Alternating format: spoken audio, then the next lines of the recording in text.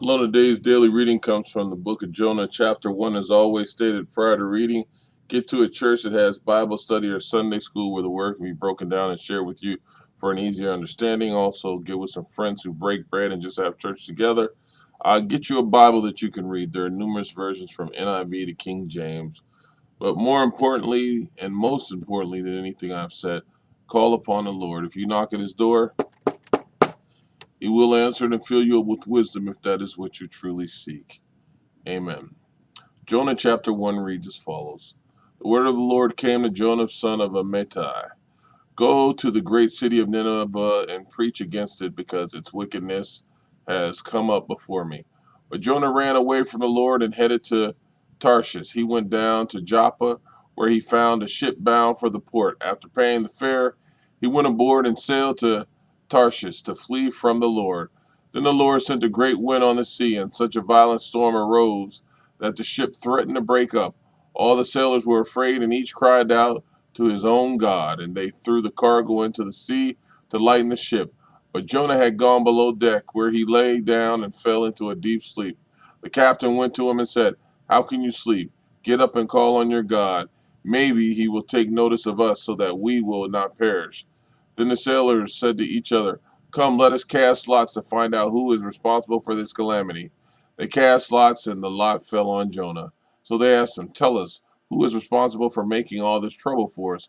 What kind of work do you do? Where do you come from? What is your country? From what people are you? He answered, I am a Hebrew, and I worship the Lord, the God of heaven, who made the sea and the dry land.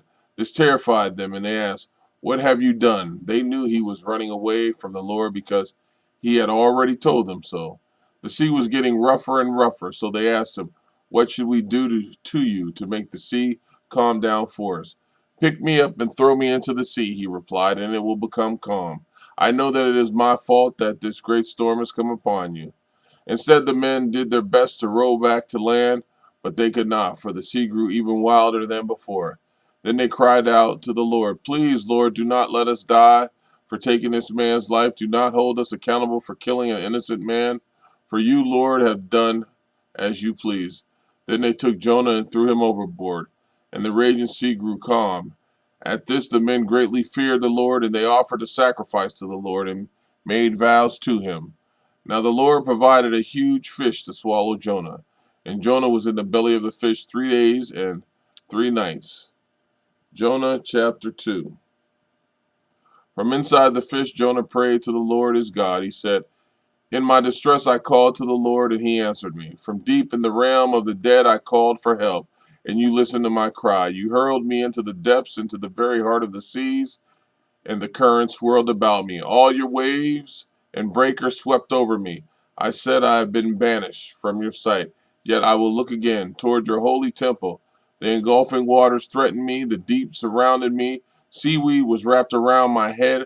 To the roots of the mountains I sank down, the earth beneath me barred me in forever. But you, Lord my God, brought my life from the pit.